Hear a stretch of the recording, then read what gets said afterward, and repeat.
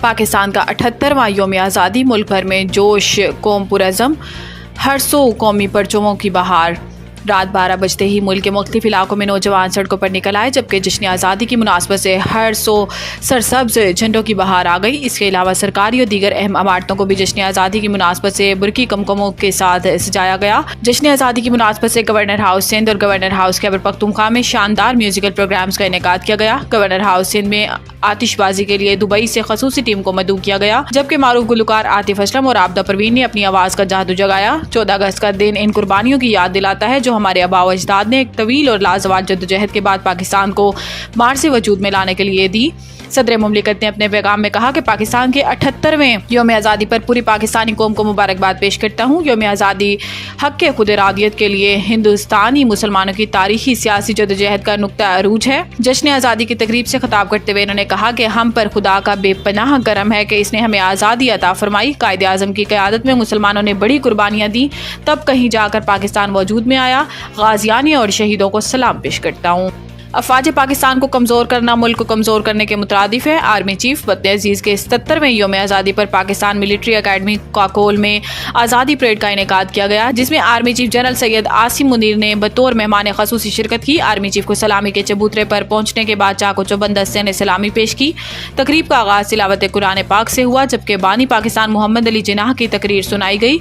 Parade में laser show light का ज़बरदस्त इवेंट रखा गया, जिसके ज़रिए तामीर पाकिस्तान और जद्दोजहद आज़ादी के मनाजिर दिखाए गए, जबकि कैडेट्स ने मार्च पास्ट किया। इस मौका पर बैंड ने कौमी नगमों की धुनें पेश की। बाद रात 12 बलोच रेजिमेंट ने परचम कुशाई की गई और तकरीब में मौजूद शुरका ने अपनी नशिस्तों पर खड़े होकर कौमी तराना पढ़ा।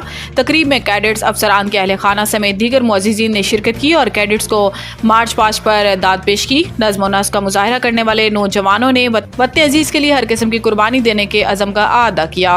हुकूमत ने पेट्रोलियम मसनूआत की कीमतों में कमी कर दी। हुकूमत ने पेट्रोलियम मसनूआत की कीमतों में कमी कर दी है। हुकूमत की जानिब से पेट्रोल की कीमत में 8 रुपये 47 पैसे फ़ी लीटर कमी की गई, जिसके बाद पेट्रोल की फ़ी लीटर कीमत 260 रुपये 96 पैसे हो गई। इसके अलावा डीजल की कीमत 6 रुपये 70 पैसे फ़ी लीटर कम कर दी गई और डीजल की फ़ी लीटर कीमत 266 रुपये 7 पैसे मुकर्रर हो गई। पेट्रोलियम मसनूआत की नई कीमतों का इतलाक रात 12 बजे से होगा।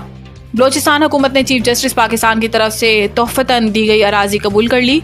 ज़राए के मुताबिक तोहफ़तन दी गई अराजी पर अवामी फ़लाह के लिए माहौलियाती मरकज़ कायम किया जाएगा, जिसमें सियाहों और तलबा के लिए मुख्तलिफ सरगर्मियाँ की जाएंगी। माहौलियाती सेंटर में नुमाइशी हॉल, टूरिस्ट सेंटर और सेमिनार हॉल भी शामिल होंगे।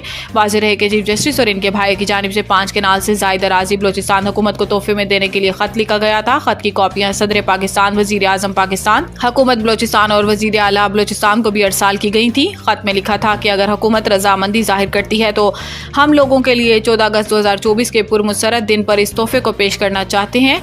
तोहफतन दी गई 31,680 मुरब्बा फीट अराजी ज़ियारत में कायदे आज़म रेसिडेंसी से मुत्तसिल है।